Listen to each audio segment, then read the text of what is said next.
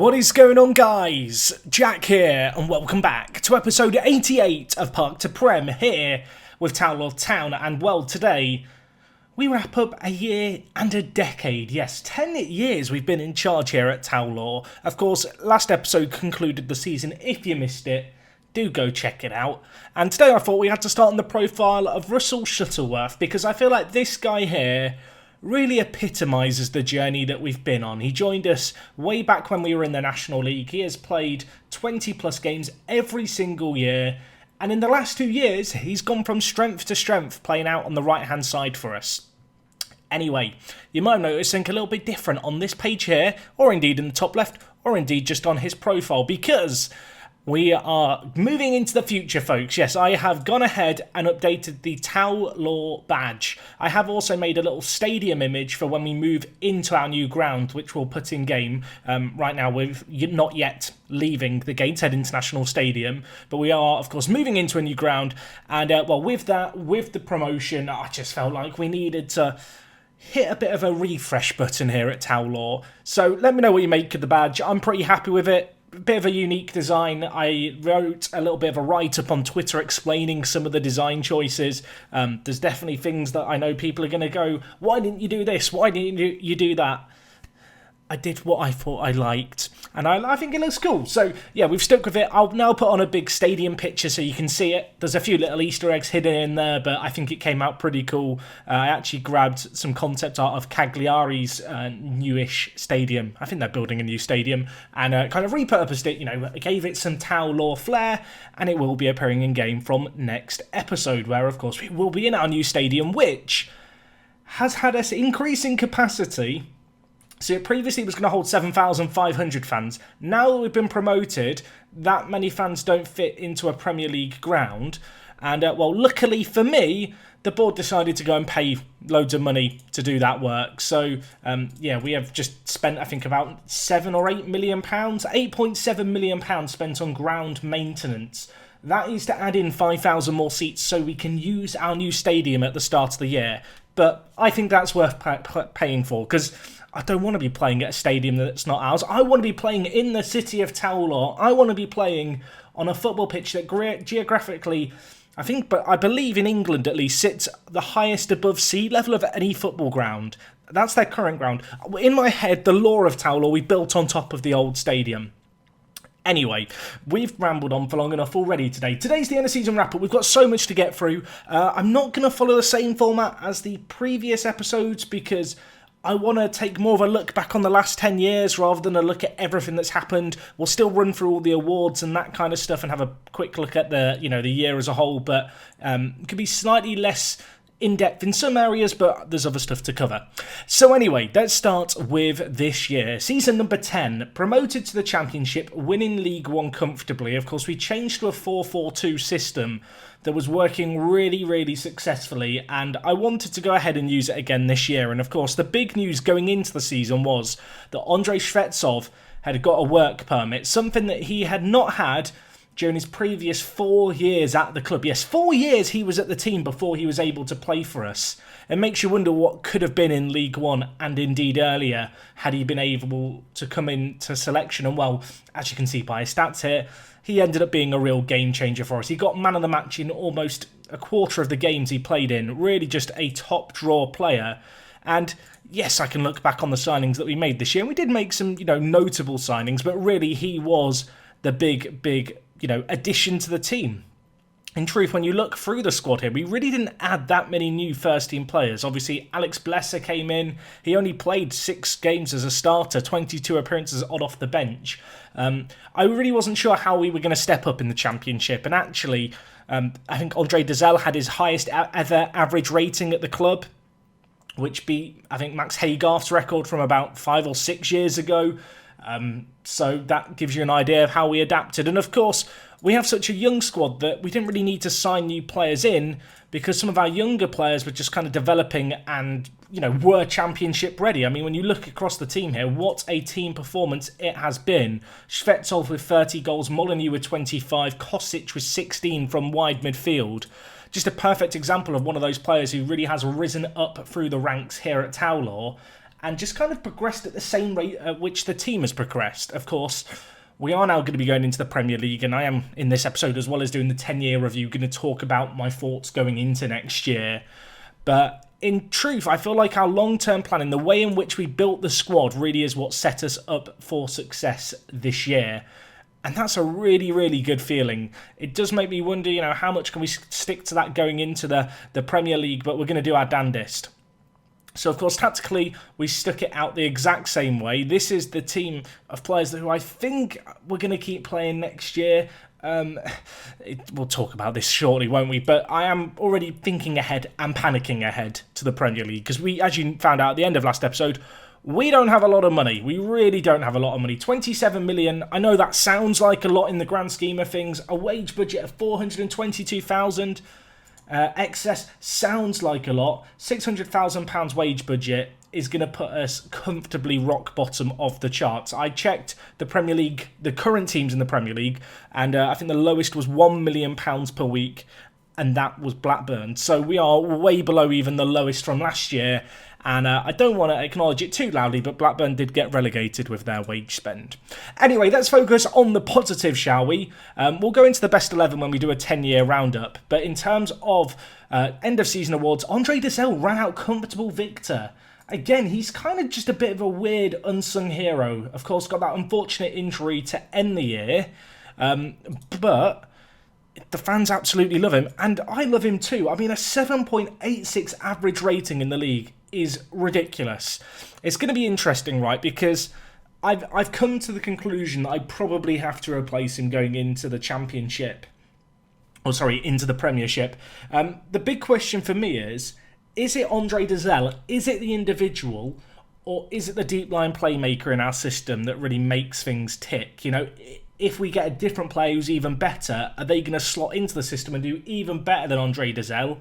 Or is this guy just, some kind of freak of nature who can consistently do it for us? Because, when you look at his performances over the last 4 years, really, but really the last 3 years where he's really stood out, he has just been an absolute game changer for us. For a player we picked up on a free transfer, he must be in contention for player of the series, right? Like, it's nuts what he's achieved with us and the differences that he's made. You can see Molyneux got goal of the year, young player of the year went to Shvetsov, top goal scorer was Shvetsov, Dessel with the highest average ratings. Shuttleworth got 16 assists this year. I talked about him right at the start.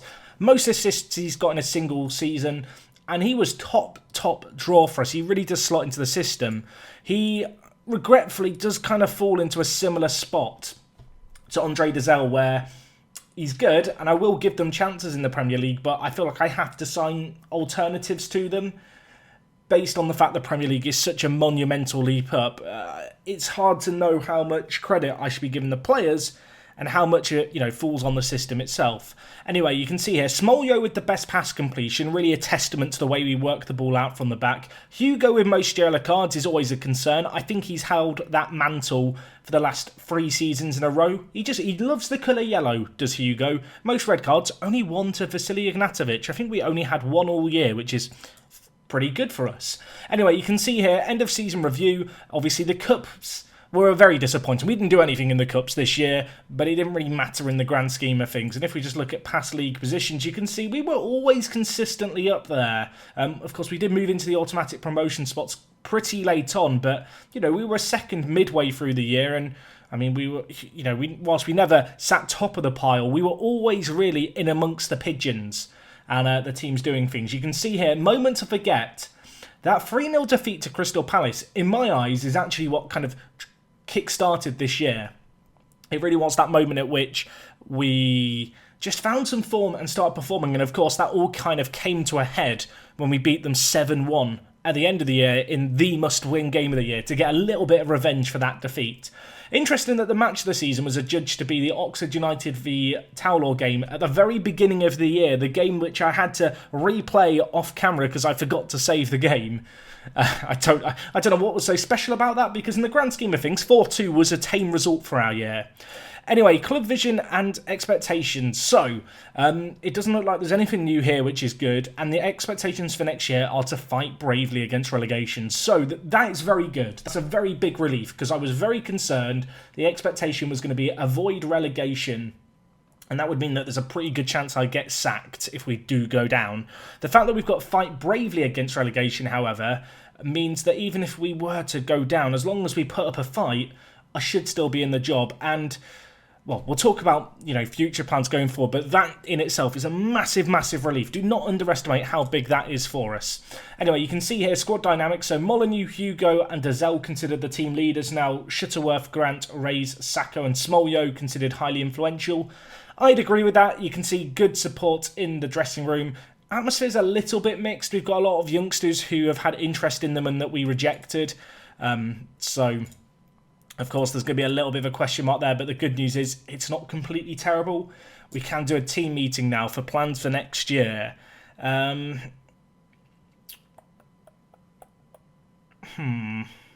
What do I want to say? There's lots of options for us this year.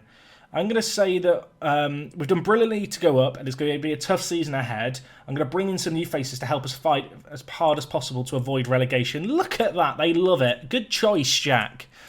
Anyway, squad break. That's great. Destination. Oh, this is exotic. Previously, we had Scotland or the northeast of England. We can go to the Algarve, to Spain, France, Holland, Switzerland. You know what? I like the Algarve. I've been there a few times on holiday. We're going to Portugal, folks. Right, I'm going to ignore the backroom team advice stuff because it's usually a load of rubbish. You can see here, though, the board are going to be upgrading the training facilities, which is very good. Unfortunately, the youth facilities have been cancelled. I think the training facilities are higher priority anyway. Yeah, they are. Because of the whole stadium expansion changes, we are now £11 million in the red, which is probably why they don't want to pay for the youth facilities. Going into the Premier League, we are going to receive, I think, £92 million in TV money. And then there's prize money on top of that at the end of the year. And if we go down, there's, of course, the parachute money too. And so, whilst we're in the big red number now, we don't need to worry about it. We really don't need to worry about it because come the end of the year, we're going to be swimming in money, particularly with how low our expenses are. You can see here the prize money is not kind of small amounts, really, across the board. Even if you get relegated back down, you could be getting as much as £7 million, which is absolutely huge. So anyway, let's talk about this championship season, shall we, and the stats. So you can see here, Shvetsov, top goal scorer, Molyneux runner-up. We dominated the average ratings just across the board, which is really, really great to be able to see. In terms of team detailed stats, you can see here, we had a decent amount of possession, but we weren't dominant in that regard. That's not really how we go about winning our games now. Our kind of real way of playing is just to try and overload teams, just completely overwhelm them with the amount of bodies we commit forward. And it works for us a lot of the time. You can see here, most shots, we had 500 shots on target. The next highest had 120, almost less. We had the highest shots on target ratio. We're creating better chances. We had the best conversion rate. Just creating so many chances. You can see goals from corners. We got 14, which was a league highest. Crosses completed, we were right up there. That's our fullbacks doing a really, really good job. And cross completion percentage, comfortably the best in the league. Our quality of ball into the box cannot be underestimated. You can see here we do have the lowest attendance, only 4,000 fans, but compared to, well, our previous stuff, that's very, very good, which feels a little bizarre to say. You can see here, in terms of wages, we had the second lowest salary a year at 7.45 million. So the fact we come second is absolutely nuts. And of course, this year we made £4.6 million in money. So it's safe to say we've massively punched above our weight. So what we're going to do quickly is have a look at some of the club records, the overall best 11 and that stuff, and then we're going to take a look forward because I feel like that's where a lot of people want to see things. So anyway, let's have a look at the overall best 11. This is always very exciting to look at. Up top, we've got Kumwenda and Ryan Ferguson. Kumwenda's contract runs out at the end of the year. I may have to re-sign him for fear of him retiring. Of course, Ryan Ferguson, the postman, did retire age 29 after he requested to leave the club and then no one wanted to sign him. You can have a pause and a read through his biography if you want to take a look. Sonny Best out on the right. He is still at the club. He could still play a Premier League game. No, he won't play the first Premier League game of the year. If we are, comfortably safe with a game or two left, then he gets his chance and not a second sooner. I know there's some memers out there in the comments who want to see him play every game. Anyway, DKM out on the left. Yeah, you can see this here. Bit of bad news, everyone. DKM is going to Hull City. He just didn't play for us this year. He wanted to play regular first-team football. We've got £250,000 for him. It is sad to see him go, but really, even in League One, he was struggling to put in good performances. Just never really earned a chance to play in the team in the Championship this year, so he has moved on. In midfield, we've got Warrington and Dazelle. Really cool to see Dazelle there, and of course, Warrington previously occupied that deep line playmaker role where he did do very well, particularly that Vanarama National League North year was just one of his top performances. Of course, in comparison to Dazelle, it's a little bit pitiful. In terms of the most league appearances for the club, Smoljo actually leads the way with 241. Sadly, I think there's a very high chance he becomes Watford's first choice goalkeeper this year, so we won't be able to enjoy him for much longer. I did have a quick look through their team. They've got Scuffer in goal, but Smoljo is... I feel like Smoljo is probably going to be given a chance, to be honest, to play over the 32-year-old. So, yeah, he might not get too many more on top of that 241 right now, maybe down the line. Anyway, at the back, you can see Norris at left-back has 182 appearances, which is the most of any player in the back line. He's currently sat in the under-23s. He was in the main team throughout this year. I don't know if I'll sell him. I wouldn't mind giving him a game in the Premier League if possible. Hugo and Gannon at centre-back is cool to see. Of course, Hugo, a little bit renowned for his discipline issues. Gannon alongside him moved to Leyton Orient midway through the year, but do not forget about his contribution. And of course, Embleton, who spent a couple of years on loan at the club, did okay in those 2 years, really. You can see since then he was obviously at Barnsley, then moved to Coventry for £600,000, where he's not quite matched the performances he gave us in League One. But yeah, that is the team of the decade. On the bench, Nathan Harker, of course, the keeper, 29 years old. He ended up retiring, which is a bit sad. Ollie Younger at centre-back, currently playing for Coventry alongside Embleton, which is, I guess, pretty cool. Callum Jones retired after his contract at TNS ran out, of course.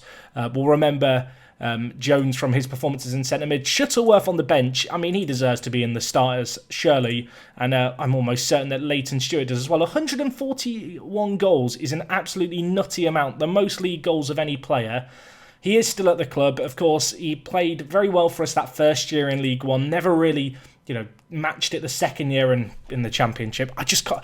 there's a sentimental part of me that wants to play these players, but I have to be very realistic. Anyway, you can see Lucas Dunstan retired very recently, actually, the right-back. You can see he actually played for a few teams, but just never really made the grade. And Molyneux sneaking in with 50 league goals now. Really, really good performance for 2 seasons. 90 games played in that time. Average rating of 7.42. Not too many players in this list with better average ratings than that. And you can see the Postman and Kumwenda, the only real 2 players there to beat them to it.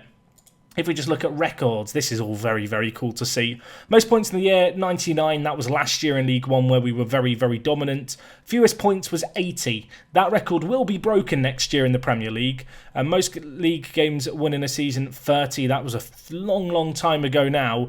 Although most league defeats in the year was this year. Yeah, we despite going up 11 defeats, the most we've had in a year. I guess that puts into context how good we've been. You can see a few of the other stats here, including most league goals scored in a season was actually this year. That is a sign that we are on a very, very good trajectory, if you ask me. You can see here we have highest attendance of 11,800. That should be beaten next year. Highest gate receipts of 546,000. Highest average attendance, that doesn't include this year, was actually a couple of years ago now. I acknowledged it last season, but with the likes of Sunderland being relegated, it did seem to impact things. 9-0, our biggest ever win back in 2022. Highest scoring match, a 7-2 win against Esch winning. Esch losing, am I right? We almost beat that record, of course, when we played Oxford this year. Highest fee received was for Cyril Baumann, who has since been loaned to both Wigan and Walsall, and not done very well. I think we've robbed them at £10 million. I feel very confident saying that. I don't think he's going to amount to much. We do have a sell-on in his contract that we could potentially get some money from, but I don't see him selling for a profit, so don't expect anything there. Anyway, most goals in the year, 47 by Kumwenda. Most league goals by a player, 32 by Kumwenda. That record was nearly beaten this year. Leighton Stewart with 203 appearances, the most league appearances by a player. Highest average rating is Max Haygarth as I said, that record has been broken. So Dazelle will take that spot, I believe, at the end of this year. Youngest player was Sam Brownhill. He retired. I can't even click on his name. Pascal Chimbonda, oldest player. That feels like a lifetime ago, doesn't it? That was 9 years ago now. Unfortunately, he is not clickable either. Mampala, fastest goal with a goal after 11 seconds. Shuttleworth setting that record this year for the most goals by a player in a single game with 5. Sonny Best holds the record for most assists. That's why he's Sonny the Best. That's why we remember him. 20 assists is really, really impressive, and you can see a few other players picked up awards in that time, including Leighton Stewart, who just 1 year later got most man of the matches. Youngest goal scorer, Sam Brownhill, after 16 years and 19 days. Oldest goal scorer, Alexis Sanchez. He's currently a loan manager. I did think about bringing him in. Look at his attributes for a loan manager. That's why he's not joining us. I can't justify it. I'm sorry.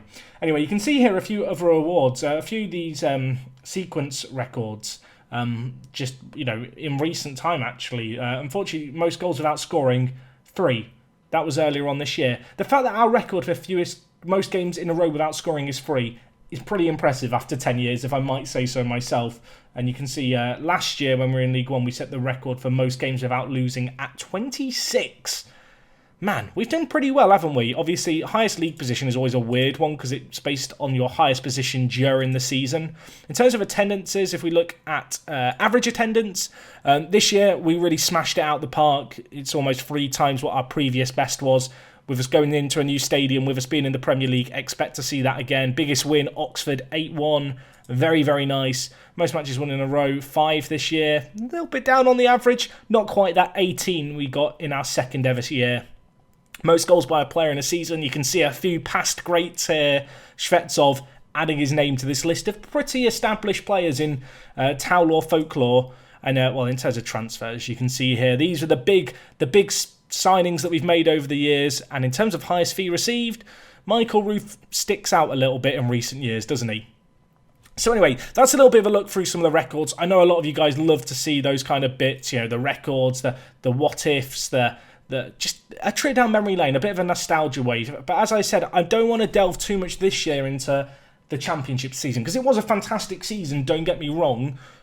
But let's discuss the Premier League, because the Premier League, to me, is where stuff is going to get difficult, and it's going to get real. And in terms of the team, this is a lineup of players who I think could play for us next year.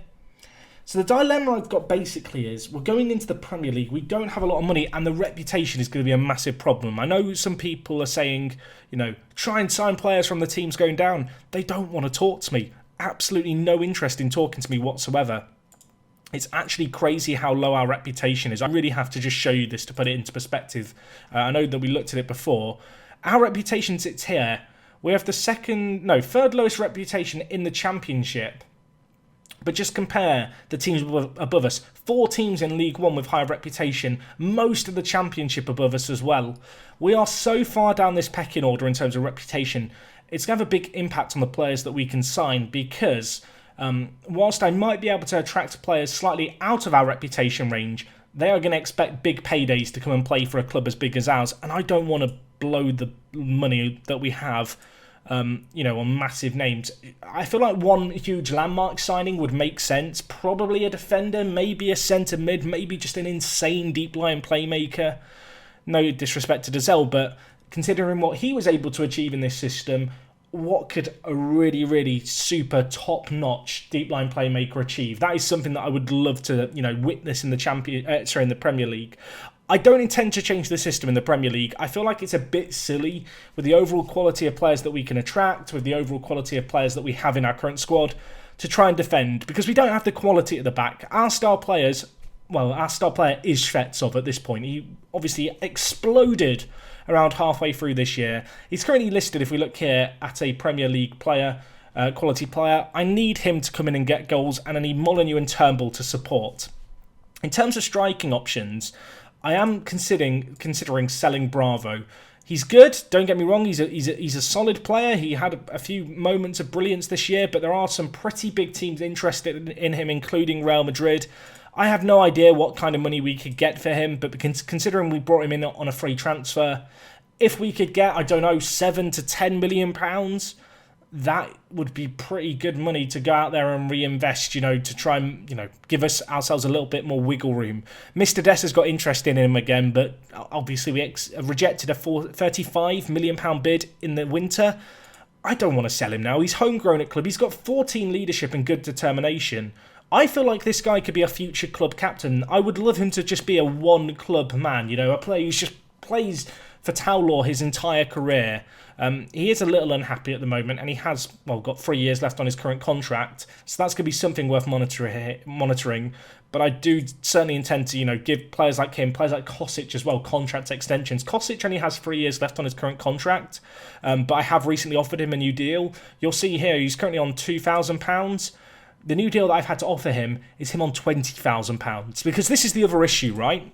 We're going up through the leagues, fantastic. These players know that we're going into the Premier League. They know the average wage in the Premier League is probably £50,000 to £80,000. So when they're coming up with £2,000 a week, they know I'm taking the mick. So I am going to have to naturally scale up our wages that we spend. Obviously, the wage budget is huge for next year. We're currently spending £237,000 a week. We have a wage budget of £600,000. So we have the scope, I guess, to push lots of money in. The big thing is going to be sustained success, right? It's got to be a calculated gamble. We're a bit of a Norwich City, I guess, in this situation. I'm going to spend money, unlike Norwich, but I'm not going to break the wage budget to, sign a whole new squad.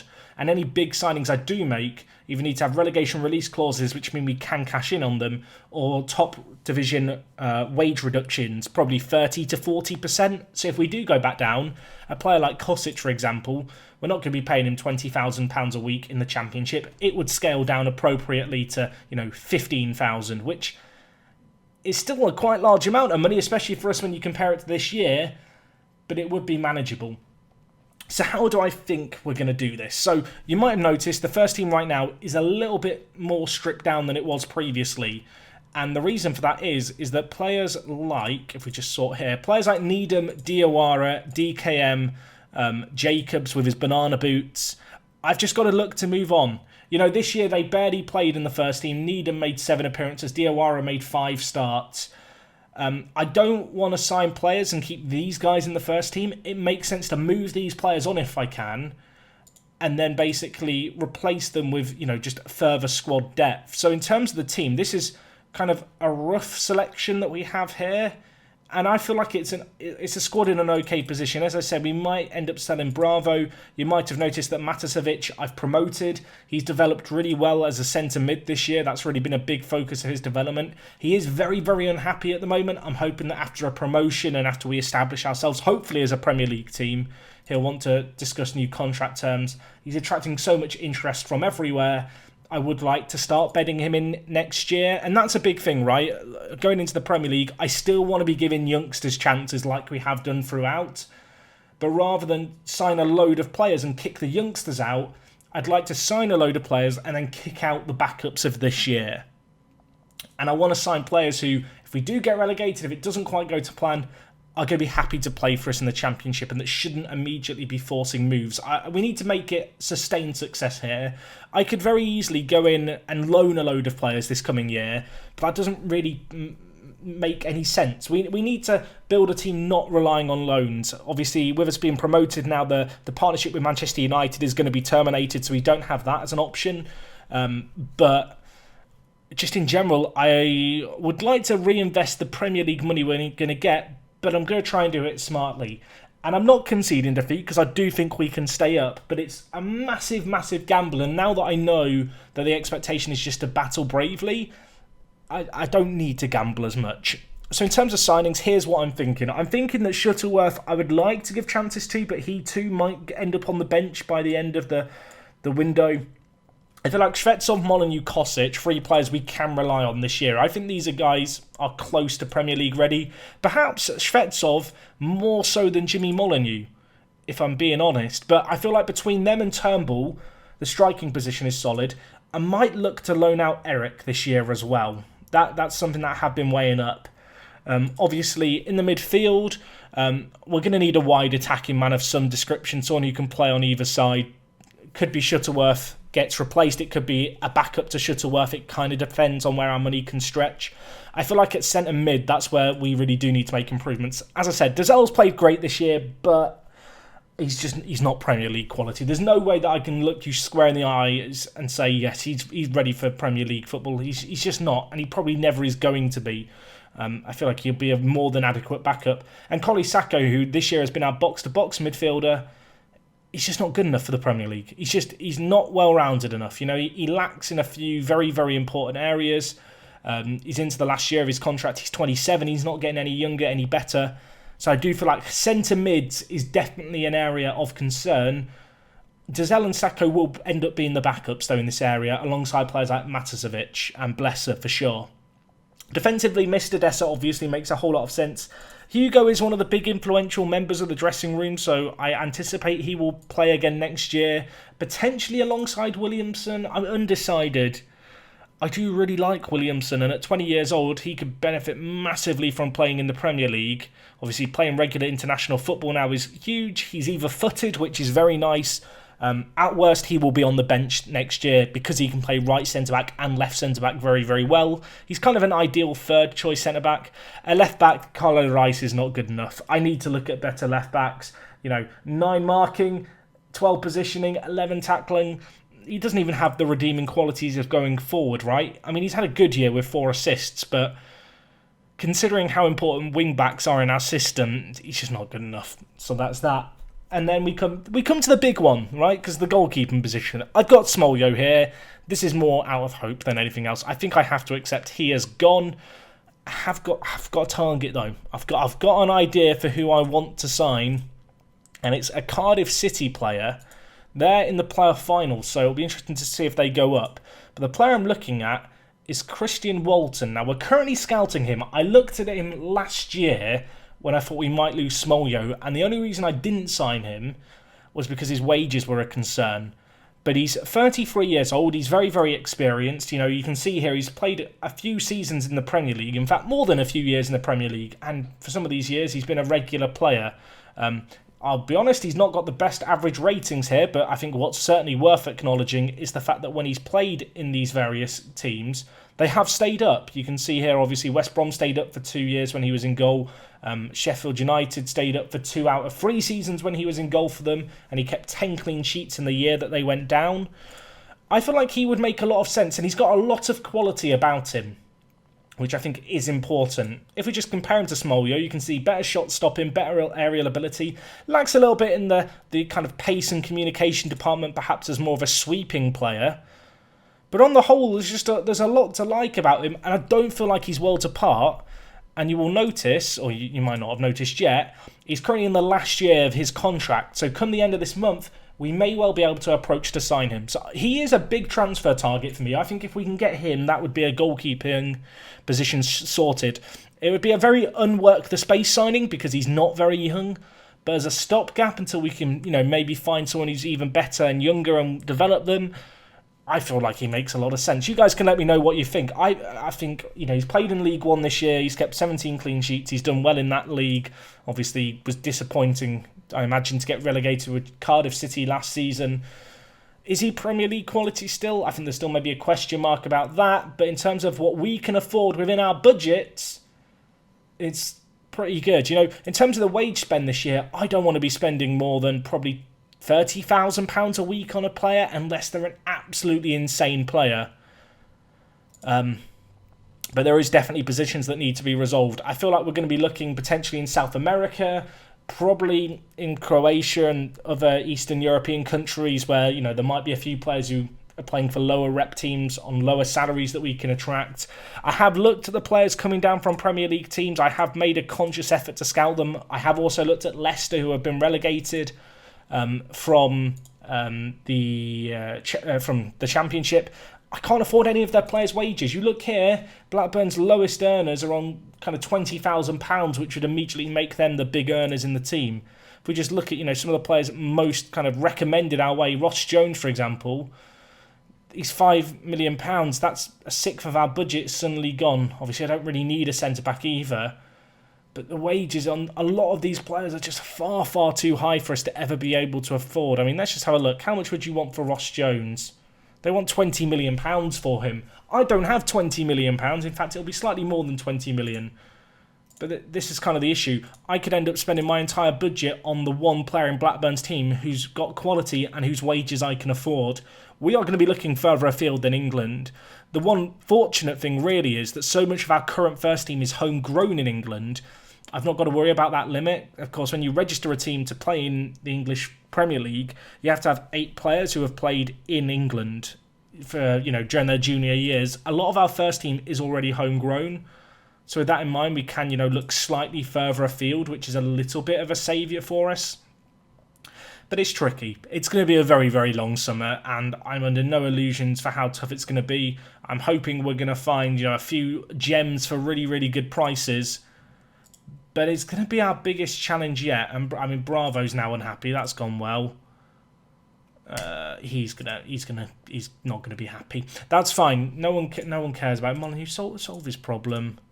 Look at that, Molyneux. Beautiful player, beautiful man. Anyway, if we hit continue once here, sometimes you get a few extra news items come through. I don't know if that's actually going to be the case here. Of course, we've got the new stadium to move into, which is going to be exciting. You can see here that the summer has very much begun, everyone. I am currently scouting. These are all players playing for the teams going down. You can see some of the estimated wages for some of these players. We're talking, well, quite significant sums of money, and many of them just aren't even interested in joining us as well. But yeah, I've been scouting all the teams who are going down, lots of players with contracts expiring. Make no mistake, I am already doing the groundwork in early May to try and get us off to a flyer. It's going to be difficult. I think the big thing really is let's just try and add a few nuggets of quality. If we need to move on a few former first team players, great. If we need to loan out players, maybe a player like Eric needs to go out on loan. We'll do that if we need to. I feel like realistically, this isn't going to be a summer where we sign 20 new first team players. I think probably 6 to 9 first team players that we bring in. And when I mean first team, I don't mean necessarily starting 11. I mean who will feature semi-frequently in the matchday squad. I think we've got the core of a good team. I guess that's the one silver lining here. The most expensive thing to find is goal scorers. From my own experience, to find a really good quality striker, I think we've got 3 of those. Can they do it in the Premier League? That's a very different challenge. I feel like a lot of expectation and hope is going to fall on Shvetsov to do the business for us. But obviously this year he really did do it above and beyond. And if it's not obvious, Shvetsov for me would be my player of the year, my most improved player, and just all those other awards, surprise package as well. I don't think we ever could have anticipated he was going to have a season like the one he's had. It does make me excited. Of course, new stadium on the way, new facilities coming, which is going to be good. The new club badge, the new era. Next episode's going to have a different feel. If you didn't already, make sure to savour today's video thumbnail where it has the old Towlaw badge, because that's not going to be around for too much longer. But anyway, folks, that's all from me today. If you've got any questions with regards to what we're going to be doing going into next year, please do let me know.